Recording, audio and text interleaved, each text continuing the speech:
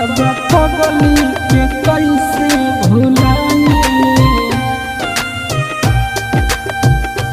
बाबा पगली के कैसे भुलाई, दोनों रउए उपाय बताई।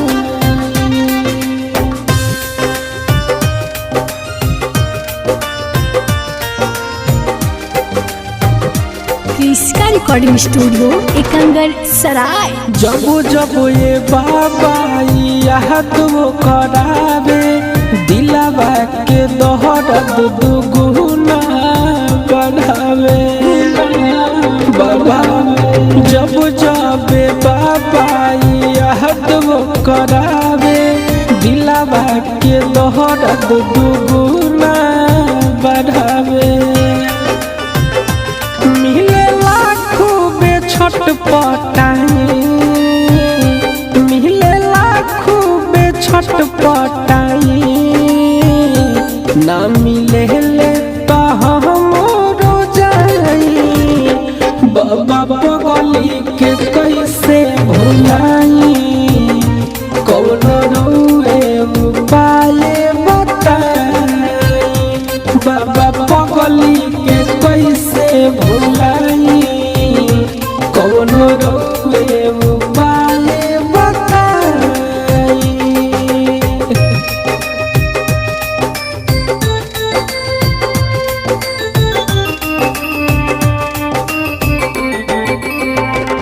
बाबा पगली के कैसे भुलाई, कौन रउए उपाय बताई।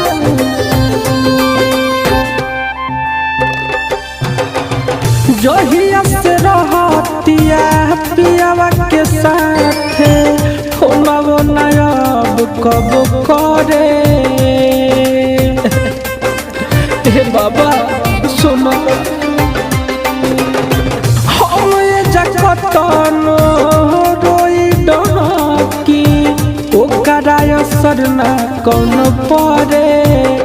कहबो रतियों में सुते ना पाई, कहबो रतियों में सुते ना पाई।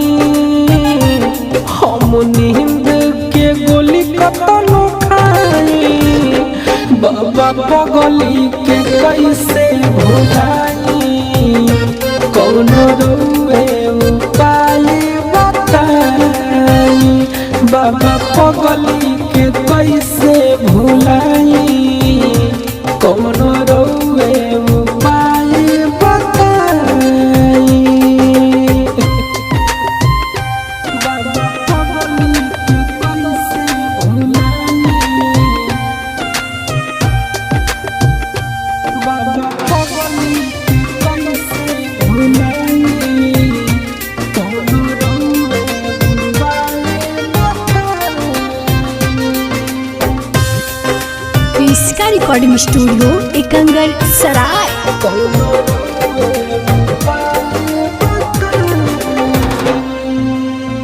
ओकरा से बोलल हंसल बाबा, बड़ा हमें तरह पावे। बाबा पावे और पहिले कौन खबरियो न लेवे, आइल अभिषेकवा के गावे। बबुआ बलवन के प्यार पाई के, बबुआ बलवन के प्यार पाई के, हो गइल सनम हटे जाई। बाबा पगली के कैसे भुलाई, कौन रउए उपाय बताई। बाबा पगली के कैसे भुलाई, कौन रउए उपाय बताई।